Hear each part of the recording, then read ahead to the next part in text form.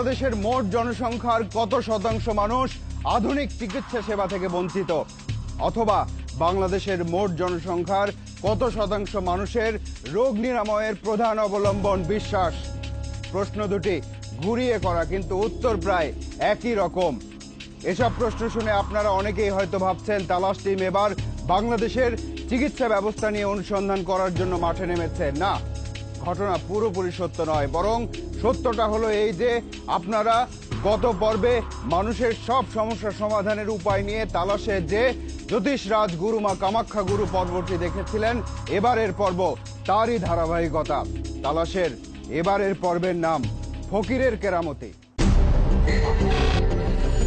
আমরা খারাপ মানুষের রোগীরা থাকি, আমি তো রোগীর ভিতরে সবসময় থাকি, চুপকরা থাকি।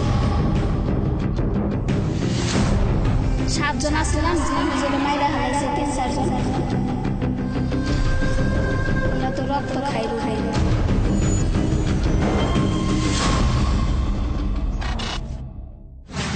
তালাশের এবারের পর্বে আপনারা বিভিন্ন অশরীরী উপস্থিতি এবং সেসবের প্রভাব দেখতে পারবেন। আধুনিক বিজ্ঞান এসব ঘটনা সম্পর্কে কি ব্যাখ্যা দেয় সেটা আমরা জানি না, কিন্তু ঘটনাগুলো পরিচিত। সে প্রসঙ্গে বিস্তারিতভাবে যাবার আগে গত পর্বের ঘটনাগুলোর দিকে কিছুটা নজর দেয়া যাক।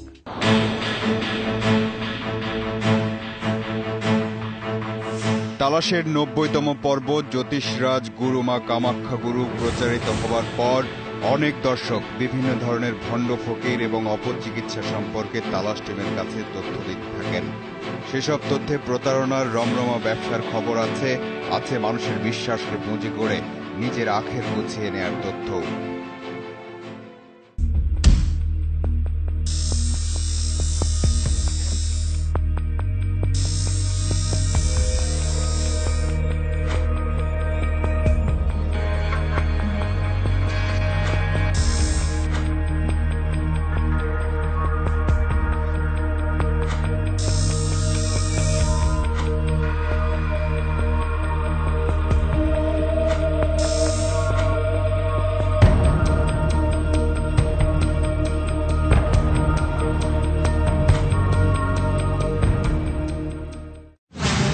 এবারের পর্বের শুরুটা মূলত এখান থেকেই।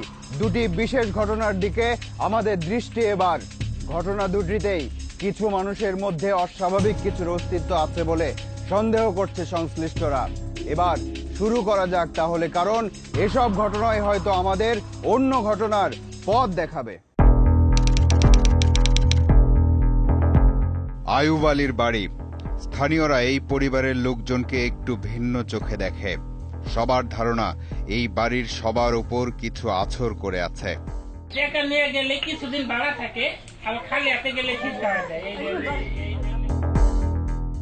আয়ুব আলীর ছেলে ইউসুফ আলী বুদ্ধি প্রতিবন্ধী 2 যুগ ধরে। এর মধ্যে বিজ্ঞান ভিত্তিক কোনো উন্নত চিকিৎসা হয়নি ইউসুফের। আপনার স্ত্রী কোথায়? ওটা আপনি ওই সমস্ত যারা পর বুঝেন না, আপনি শিক্ষিত এত কথা মান না কেন। হুটা নামের একজন ফকির ইউসুফের চিকিৎসা করছে শুরু থেকেই। হুটার কাছে গেলে নাকি ইউসুফের আচরণ কয়েকদিন ভালো থাকে, তারপর আবার আগের অবস্থায় ফিরে যায়। ফকির দেহানের পরে ভালো হয়েছে, আবার 2 দিন ভালো হয়, আবার ওইরকম হয়ে যায়।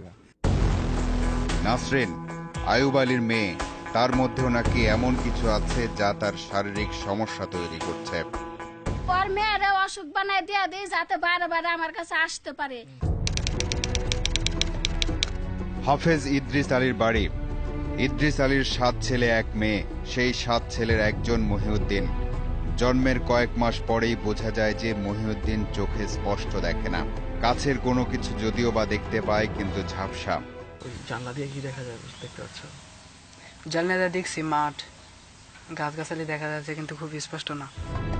চোখে দেখে না, তাই প্রাতিষ্ঠানিক কোনো শিক্ষা প্রতিষ্ঠানেও ভর্তি করা হয়নি মহিউদ্দিনকে। মহিউদ্দিনের এমন অবস্থা সম্পর্কে বলছেন তার মা। রিক্সাওয়ালা লোক তাড়াতাড়ি আমাকে টানছে, হঠাৎ ওই রিক্সার মধ্যে ওই চোখ মুখ উল্টাইয়া মরিয়া যাওয়ান। সেই থেকে কয়েকবার বিভিন্ন কবিরাজ আর ফকিরের কাছে গেছে এই পরিবার, কিন্তু মহিউদ্দিনের চোখের কোনো উন্নতি হয়নি। বাতাস থেকে এরকম দিনপুরের আক্রমণ হয়তো বা এরকম হইতে পারে। এই ঘটনাগুলোর কথা মনে রাখুন। ঘটনার ধারাবাহিকতায় এইসব চরিত্রই হয়তো আবারও সামনে চলে আসতে পারে। এবার আমরা একজন বিশেষ ব্যক্তির সাথে পরিচিত হব। তার নাম বা পরিচয় কিছুটা অন্যরকম। একই ধরনের চিকিৎসায় সব সমস্যার সমাধান করেন তিনি। নারায়ণগঞ্জের সোনারগাঁও উপজেলার মহজমপুর ইউনিয়নের এই গ্রামের নাম কোবাগা। এশিয়ান হাইওয়ের পাশের এই বাস স্ট্যান্ডের নাম লালপুরি হুজুরের স্ট্যান্ড। লালপুরি নামের একজন হুজুর আছেন এই মার্কেটে, তার নামেই এই বাস স্ট্যান্ডের নামকরণ। প্রতিদিনই 2 থেকে 300 জন রোগী আসে এই হুজুরের কাছে। প্রকৃত নাম আনোয়ার হোসেন। প্রথমে তালাশ টিমকে ক্যামেরা চালাতে বাধা দিলেন লালপুরি হুজুর। মাথা ব্যথা থেকে শুরু করে ক্যান্সার পর্যন্ত সব ধরনের রোগী আসে তার কাছে।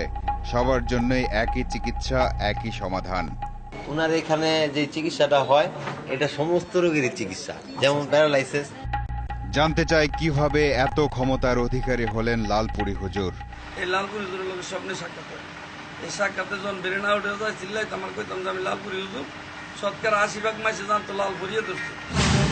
স্বপ্নে মানুষ কত কিছু পায়। এবার আমরা এই লালপুরি হুজুরের চিকিৎসা পদ্ধতি দেখতে চাই আরো ভালোভাবে। আমাদের নিজেদের একজন রোগী আছে, তার সমস্যারও তো সমাধান করা দরকার।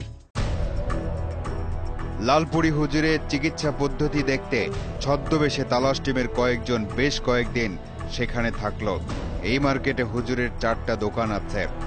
2টার মধ্যে হুজুরের রোগীরা থাকে, আর 2টাতে হুজুরের তেল পড়া, পানি পড়া, ডাব, নকশা এগুলো বিক্রি হয়। প্রতিদিনই অনেক মানুষ আসে রোগ মুক্ত হতে। এত রোগী, তাই সিরিয়াল দিয়ে দেখাতে হয় এখানে। কয়েকজন রোগীর চিকিৎসা পদ্ধতি দেখুন এবার।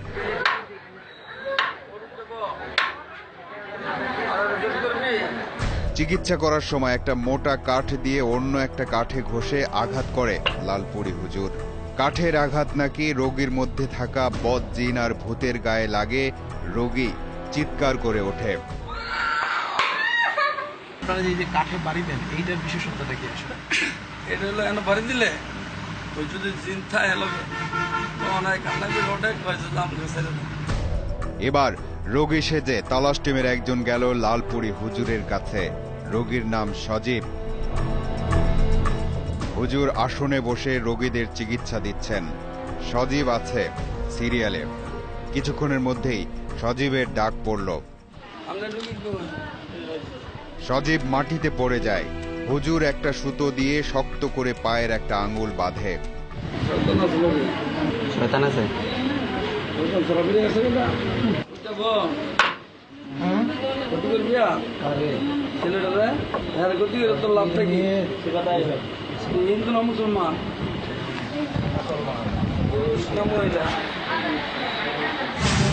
সজীবের তো আসলেই কোনো সমস্যা ছিল না, নাকি সমস্যা আগে থেকেই ছিল কিন্তু বোঝা যায়নি? এই লালপুরি হুজুরের কর্মকাণ্ড দেখতে দেখতে একজন জিন হুজুরের খবর এলো আমাদের কাছে। সেই জিন হুজুরকে দেখার লোভও সামলাতে পারল না তালাশ টিম। রাজধানীর কামরাঙ্গীর চরের কুমিল্লা পাড়া। এখানে একজন জিন হুজুর আছে যার নামে এই গলির নাম হয়ে গেছে। ঢাকা এবং ঢাকার বাইরে থেকে বিভিন্ন ধরনের রোগী আসে জিন হুজুরের কাছে। মাথা ব্যথা থেকে শুরু করে আরো জটিল সমস্যা পর্যন্ত। কারো বিয়ে না হলে হুজুরের দোয়ায় নাকি তার বিয়ে হয়ে যায় দ্রুত। এই মহিলা একজন বিয়ের ঘটক। নিয়মিত জিন হুজুরের কাছে আসেন, কিন্তু তার নিজের জন্য নয়। নানা কারণে যেসব মেয়েদের বিয়ে ভেঙে যায়, সেসব মেয়েদের বিয়ে যেন দ্রুত হয়ে যায়, সেজন্য হুজুরের কাছে তদবির নিতে আসেন এখানে। দেখার মতো মেয়ে কেউ দেখে না, এরকম অবস্থা। তাই ওনার কাছে আসলাম, পরে তদবির এখন 3টা প্রপোজাল আসছে। হুজুরের সাথে সাক্ষাৎ করতে হলে প্রথমে এই কক্ষ থেকে টোকেন নিতে হয়। হুজুরের শাগরেদরা টোকেনের সমস্যার কথা লিখে দেয়। আবার হুজুর দেখানোর পর যে তদবির লাগবে সেটাও এখান থেকেই দেয়া হয়। যেমন ধরেন আপনার মানুষের ব্যবসা বাণিজ্য অবনতি, স্বামী স্ত্রীর অমিল, তারপর জিনে ধরা, এই বাচ্চা কাচ্চা কান্না করে, মর্জি করে, পড়াশোনায় মন নেই, ওই সমস্ত বিষয় আর কি এখান থেকে তদবির দেওয়া হয়। এই মহিলা এসেছেন তার মেয়ের জন্য। কি সমস্যা? খায় না, তারপরে মাঝে মাঝে মেজাজ খারাপ করে, মাঝে মাঝে ভালো হয়, পেটে ব্যথা। এই রোগের চিকিৎসা নিশ্চয় জিন হুজুর নিজেই দিয়ে দেবেন, কিন্তু একজন মানুষ কিভাবে জিন হুজুর হয়ে যায় সেটা জানার আগ্রহ আছে আমাদের। নাসরিন, সজীব আর মহিউদ্দিনের কি অবস্থা হলো সেটাও তো জানা দরকার। গুনে গুনে 4 মিনিট পর আসছে।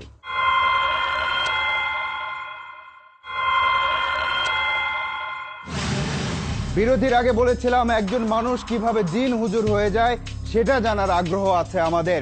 আর এই প্রশ্নের উত্তর জানার জন্য সবচেয়ে ভালো ব্যক্তিকে নিশ্চয়ই জিন হুজুর নিজেই।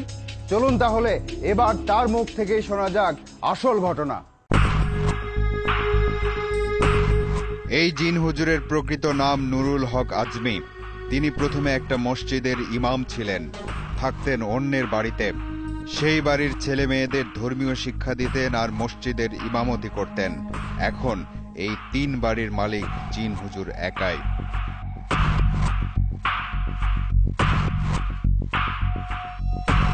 তালাশের ক্যামেরায় আনুষ্ঠানিকভাবে কথা বলতে চাইলেন না জিন হুজুর। বাবা দরকার না, বাবা মাপ চাই। হুজুরের ডানে বামে একজন করে সহযোগী বসে থাকেন। একজন সহযোগী রোগীর সাথে কথা বলেন, আরেকজন একটা আয়না নিয়ে বসে থাকেন। রোগীর সমস্যাগুলো নাকি এই আয়নায় দেখতে পারেন হুজুরের সহযোগী। অনেক অনুরোধের পর রোগীদের সাথে কথা বলার অনুমতি পাওয়া গেল। আমার বাইক না বাসা থেকে রাগ করে চলে গেছে, তো এই জন্য জানার জন্য। কি বলতে পারবেন? ওই যে গ্লাসের ভেড়া থাকে একজনে, গ্লাসের মাধ্যমে আর কি, জিনের মাধ্যমে আর কি বলেন। এসব রোগী প্রথমে 20 টাকার একটা টোকেন নিয়ে হুজুর পর্যন্ত যায় কয়েক ধাপে। তারপর হুজুর তাবিজ থেকে শুরু করে পানি পড়া পর্যন্ত বিভিন্ন তদবির দেন। রোগী ভেদে এসব তদবিরের ফি হয়ে যায় 1000 থেকে 5000 টাকা পর্যন্ত। আবারও জিন হুজুরের কাছে ফিরে যাই। তিনি কিভাবে জিন হুজুর হয়ে উঠলেন সেটা শোনা যাক তার মুখ থেকে। সাগরের উপর স্বপ্ন দেখছি যে আমি চিকিৎসা করলে ভালো যাব। আমি বললে এত কিছু জানিও না, করিও না, কয় না আপনার আমার চিকিৎসা করেন। মাইকে আমার ফকির বানা রয়েছে। এরপরে চিকিৎসা করছি, পরে 2টা ছেলে, পরে 2টা আর মরে নেই, এই 2টা আছে। তারপরে এরপরে আস্তে আস্তে কারামত বাড়তে আছে। জড়ে বক মরে, ফকিরের কারামত বাড়ে। ঝড়ে বক মরে, ফকিরের কেরামতি বাড়ে। অর্থাৎ কিছু মানুষের সমস্যার সমাধান হয়ে যায় আর জিন হুজুরের নাম ডাক আরো বেড়ে যায়। এমন হলে অনেক পরীক্ষা নিরীক্ষা আর খরচ করে আধুনিক চিকিৎসা নিতে কে যায় বলুন? সবার সামর্থ্য তো আর একরকম নয়। এবার ভুটা ফকিরের পালা। আবারও আয়ুব আলীর বাড়িতে ফিরে যাওয়া যাক। মাঝে অনেক বছর আয়ুব আলীর পরিবারের কারুর সাথে হুটা ফকিরের কোনো যোগাযোগ নেই। পরিবারের ধারণা হুটা ফকিরের সাথে যোগাযোগ আর টাকার লেনদেন নেই বলে হুটা তাদের পরিবারের সবার ভেতরে কিছু একটা দিয়ে রেখেছে। বালা করে 2 দিন কেন বালা করে, আবার 2 দিন বাদে আবার পাগল হয়ে যায়। তালাশ টিম যখন আয়ুব আলীর সাথে কথা বলছিল তখন পাশে বসে থাকা আয়ুব আলীর মেয়ে নাসরিন হঠাৎ চিৎকার করে উঠল। আরে কি করছে আল্লাহ জানে, আর ওই জানে। ওর ভিতরে কি আছে? এই বেটা, তুই জানোস না ওর ভিতরে 30টা শয়তান দেয়া রাখছে মাথার মধ্যে। হ্যাঁ, কি করবো আমি কয়ে দিতেছি। নাসরিন নয়, তার মধ্যে থাকা আরেক খারাপ আত্মা নাকি এসব কথা বলছে। হোটাই কইছে যাতে ওর পোলারে নিয়ে গেলে গদ গদ টাকা কামাইতে পারবো, এর লিগা ওর পোলারে হোটা পুরাপুরি ভালো করে না। হুটা ফকিরের পাঠানো খারাপ আত্মা আছে নাসরিনের মধ্যে। সেই আত্মাগুলো নাসরিনকে শারীরিকভাবে অনেক ক্ষতি করছে। আমি রোগের ভিতরে থাকি, এতক্ষণ কি কইছত না কইছত আমি সবই দেখতে পারছি। আমার নাম হচ্ছে ইবলিশ শয়তান। ইবলিশ শয়তান? কোত্থেকে আসছেন আপনি? আমরা একই গ্রুপ, অগবাড়ি আরো মাসের লোক আছে। আমি হুটার কাছে থাকি, হুটায় পাঠাইছে, হুটায় আমারে রক্ত খাওয়ায়। কিছুক্ষণ পর সেই খারাপ আত্মা নাসরিনের মধ্যে থেকে চলে গেল। এবার স্বাভাবিক নাসরিন কথা বলছে। রোগী কইতাছে আমি কিছু কথা কই, এখন আমি ভিতরে ঢুকে পড়ি।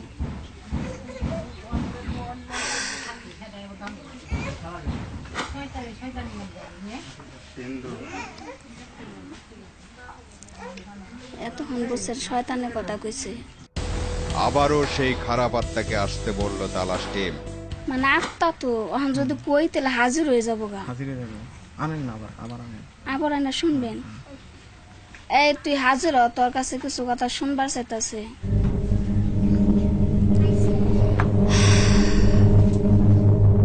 মুহূর্তেই চলে এলো সেই খারাপ আত্মা। কি ব্যাপার, আমি মাত্র ঢুকে গেলাম, আবার শোনার কি দরকার আছে? হুটা ফকিরকে খুঁজে বের করতে হবে এবার। তার খোঁজে মানিকগঞ্জের উদ্দেশ্যে তালাশ টিম। হুটা ফকিরের বাড়ি যাওয়ার পথে দেখা হলো তার মেয়ের সাথে। বাড়ির আশেপাশে নজর দিলেই বোঝা যায় এটা ফকির বা কবিরাজের বাড়ি। তিনি আসলেন। কুশল বিনিময়ের পরপরই তার চিকিৎসা পদ্ধতি সম্পর্কে জানতে চাইল তালাশ টিম। আর বেশিরভাগ হলো ওই উরুসের মধ্যেই বেশিরভাগ হয়। আলী হোসেন ওরফে হুটা ফকিরের মুখ থেকেই শোনা যাক আসলে তিনি কি কি সমস্যার সমাধান করেন। বাচ্চা টাচ্চা হয় নাকি বা চিনপত্র ধরে সমস্যা। এত কিছু তিনি করেন কিভাবে শিখেছেন? এটা স্বপ্নের মাধ্যমে। এবার জানতে চাই আয়ুব আলীর পরিবারকে আসলেই হুটা ফকির জিম্মি করে রেখেছে কিনা। এটা হলো ভুল কথা বাবা, এটা হলো ভুল কথা। অর্থাৎ কি মানুষ করলে জন্ম নিয়ে মানুষের কোনো ক্ষতি করে কোনো লাভ হয় না। তালাশ টিমের ডাকেও তাহলে খারাপ আত্মা হাজির হয়। ওই খারাপ আত্মাকে তাহলে ভদ্রই বলতে হবে, সবার ডাকে সাড়া দেয়।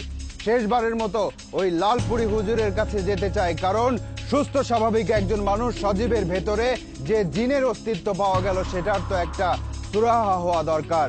আবার মহিউদ্দিনের চোখও তো কে যেন আটকে রেখেছে। আবারও নারায়ণগঞ্জের সোনারগাঁয়ের লালপুরি হুজুরের কাছে ফিরে যাওয়া যাক। অনুষ্ঠানের শুরুর দিকে দেখা মহিউদ্দিনের কথা নিশ্চয় মনে আছে আপনাদের। মহিউদ্দিনকে তার বাবা হাফেজ ইদ্রিস নিয়ে গেছেন লালপুরি হুজুরের কাছে। চিকিৎসা শেষে কথা হলো তাদের সাথে। সমস্যা আমি চোখে একটু কম দেখি। হুজুর এই কথা বললো যে জিনেরা ওইটা বন্ধ করিয়া রাখছে। রোগ ব্যাধি এটা দেওয়ার মালিক যেমন আল্লাহ, এবং নিরাময় করার মালিক আল্লাহ রাব্বুল আলামিন। এখানে জিনের কোনো হাত নেই। এবার তালাশ টিমের দুজন আসল পরিচয়ে আর দুজন রোগীর বেশে। রোগী আবারও সেই সজীব। সমস্যার সমাধান হয়নি এই অজুহাতে আবারও লালপুরি হুজুরের কাছে সজীব। বাইরে তালাশের ক্যামেরা। দ্বিতীয় ধাপের চিকিৎসা চলছে সজীবের। চিকিৎসা শেষে হুজুরের কাছে জানতে চায় এই রোগীর আসলে কি সমস্যা হয়েছে, কিন্তু ক্যামেরার সামনে হুজুরের কথা বদলে গেল। পাওয়া যায় নাই, পাওয়া গেলে নিজের খেয়াল থাকতো না। অথচ আগের বার চিকিৎসা করার সময় তো তিনি ভিন্ন কথা বলেছিলেন।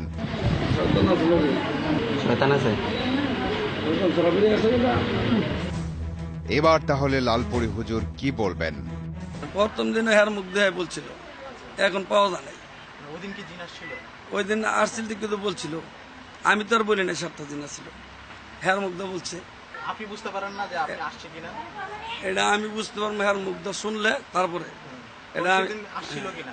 ওই দিন হ্যার মুখ দিয়ে বলছে দেখি আমি বলছি তাহলে জিন আছে। জিন রোগ ভালো করে দেবে বা সৃষ্টি করে দেবে এই ক্ষমতা অন্তত জিনের নাই। এটা আল্লাহ রাব্বুল আলামিনের হাতেই রয়েছে। ক্বালান নারু মাসওয়াকুম খালিদিনা ফিহা, তোমাদের স্থান হচ্ছে জাহান্নাম। এর মানে হচ্ছে জিন দিয়ে যারা টাকা পয়সা ইনকাম করে বা জিন দিয়ে এই সমস্ত কার্যক্রম করে তাদের পরিণাম যে জাহান্নাম, হ্যাঁ, এ ব্যাপারে সন্দেহের অবকাশ নেই। এটা সূরা আনামের মধ্যে সুস্পষ্ট করে আল্লাহ বলে দিয়েছেন। মহিউদ্দিনকে বিশেষজ্ঞ ডাক্তারের কাছে নিয়ে যেতে চেয়েছিল তালাশ টিম, কিন্তু তার পরিবারের সম্মতি মেলেনি। তারা বিশ্বাস করে এটা জিনেরই কাজ। এ প্রসঙ্গে আবারও সেই জিন হুজুরের কথাই মনে পড়ছে। তিনি বলেছেন মানুষই তাকে ফকির বানিয়েছে।